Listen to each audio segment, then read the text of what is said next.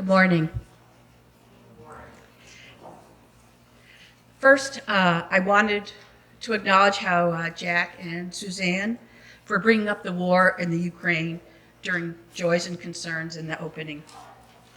It is tragic and complicated and seems far away, but many of the folks we see walking along Lynn Shore Drive, we think of as Russian immigrants, deep in conversation in a foreign tongue.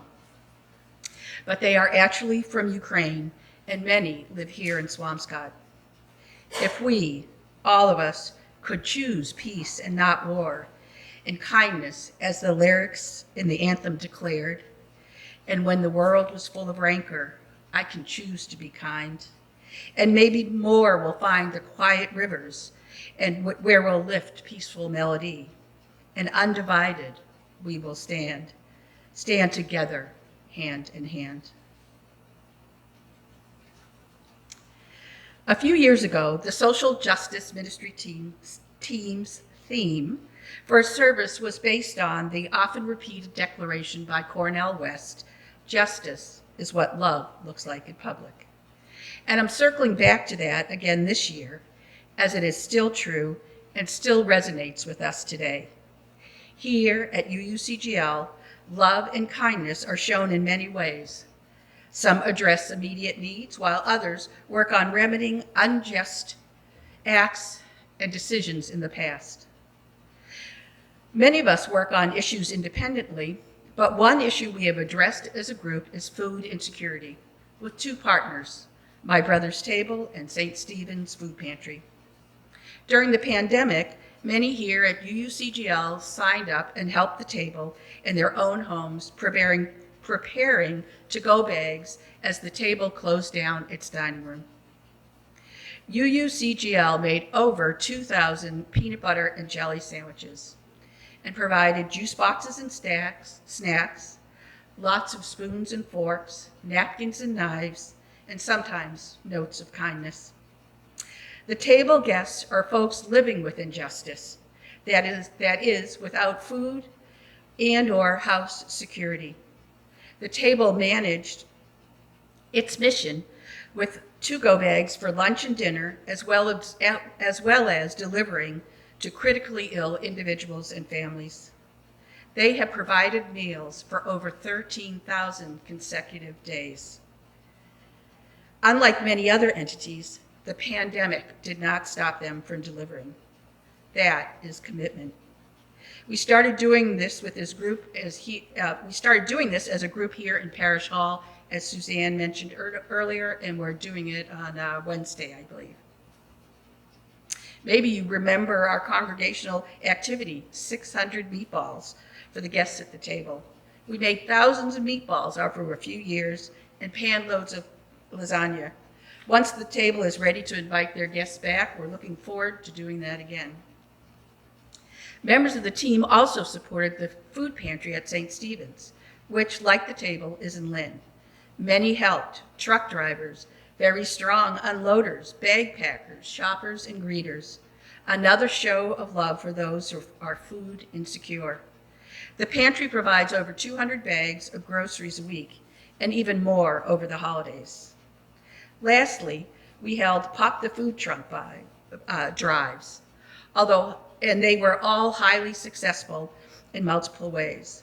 The first one I went to earlier in the pandemic, I did pop my trunk, but then I could not resist parking, getting out, and saying hello to several people I had not seen in ages on that cold and wintry day.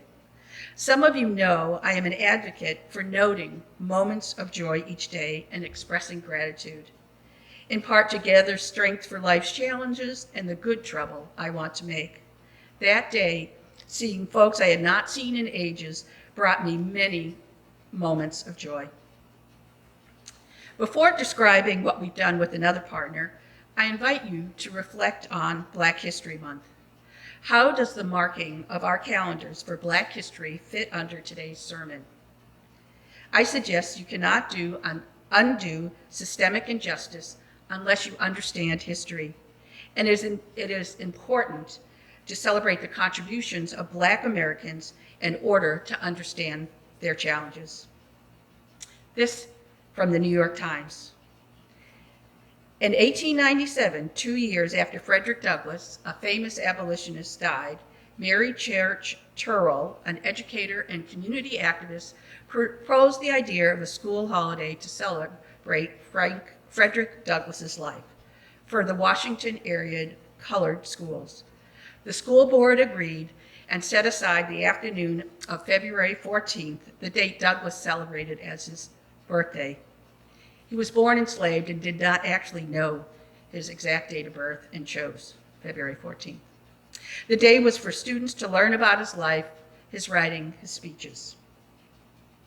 Many years later, Dr. Carlson G. Woodson, now known as the father of Black history, was inspired to take his scholarly work on Negro history nationwide. He believed, if race has no history, it is not worthwhile. If it has no worthwhile tradition, it becomes a negligible factor in the thought of the world, and it stands in terms of being terminated. He told a group of students, we are going to get back to that beautiful history, and it is going to inspire us to greater achievements. He chose February, the month, in part because Lincoln and Douglass celebrated their birthdays, and because of the increasing popularity of Douglass Day, founded years before. In the 1970s, President Gerald Ford officially made the month of February Black History Month. Here's some Black history that took place here on the North Shore. Frederick Douglass lived in Lynn for 7 years in the 1840s. He escaped enslavement in September of 1838, but was only considered a free man when British supporters bought him from his master in 1846, while he was still living in Lynn.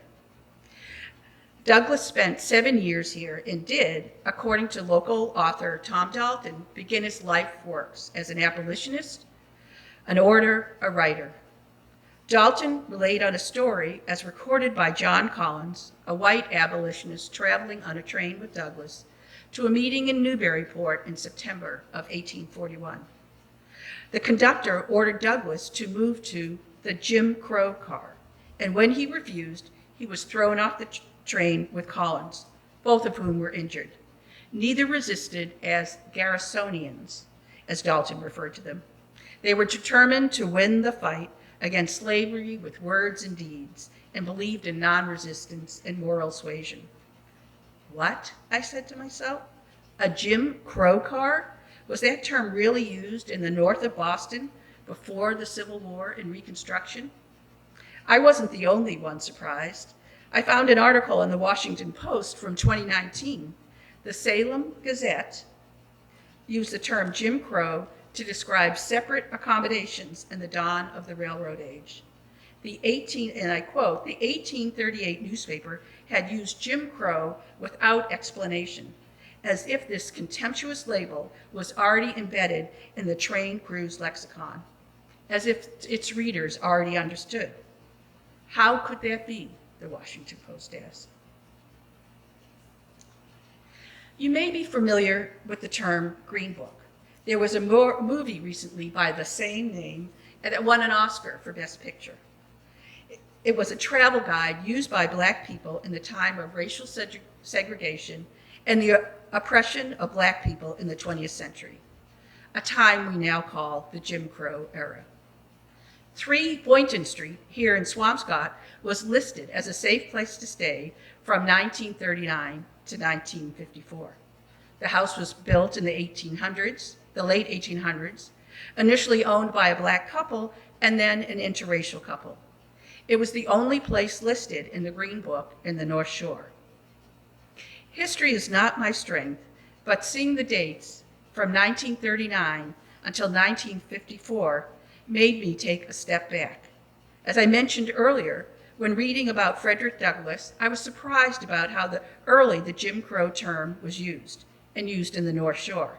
Now, reading about the Green Book, I am again challenged that Black people needed a directory for safe places to stay, to get meals, to visit, up here in the northern states in the 1950s. Jim Crow still at work everywhere. As mentioned earlier, we have another partner focused on righting structural wrong. ECHO stands for Essex County Community Organizations.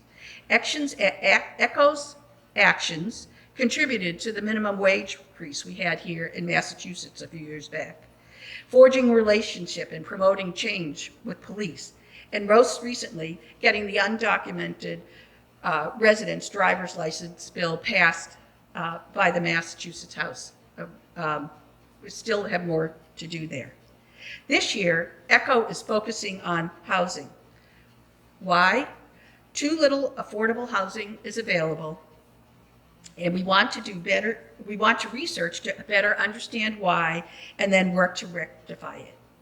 In addition, it turns out that throughout the past century, housing was fairly inaccessible to Black Americans while building wealth for whites.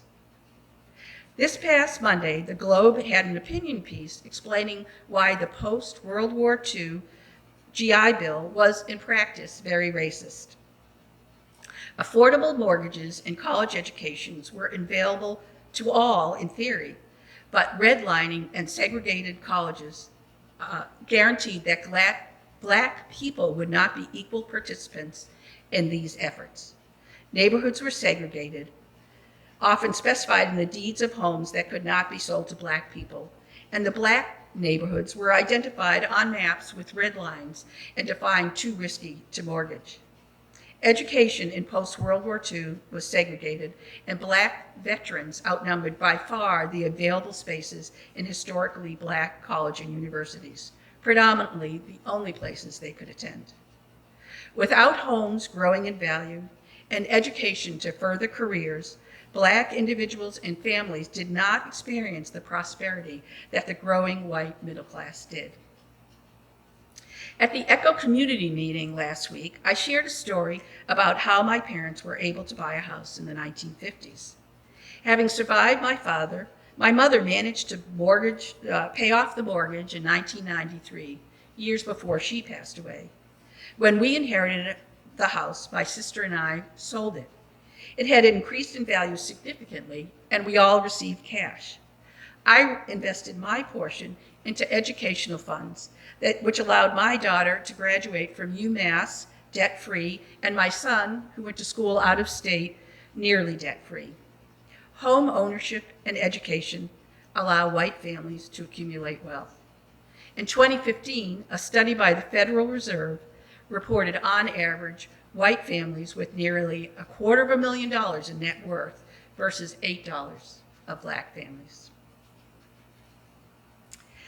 How do we find the strength to do the work that rights past wrongs? Work that shows love in public. In June of 2020, a couple of weeks after George Floyd was murdered, I was watching a Boston Globe online interview with Ibram X. Keni, author of How to Be an Anti-Racist. At the end, an audience member asked, given the work he does on racism and anti-racism, what did Keni do for self-care? He replied, he is vegan, he exercises regularly, and most important to me, seeks moments of joy every day. Let's take care of ourselves and find moments of joy each day in order to renew ourselves for the hard work we commit ourselves to. I have many photos, many memories of beautiful clouds, flowers and plants, dancing lights and shadows. Just a few of my daily joys, mostly visual. Maybe your moments are a bit of music, a favorite song, a few notes on the piano, or a moment of silence in our hectic world. Replenished, we can roll up our sleeves and show love and kindness in public. We can find justice. We can find the quiet rivers. We can lift a peaceful melody. Undivided, we can stand hand in hand together. Thank you.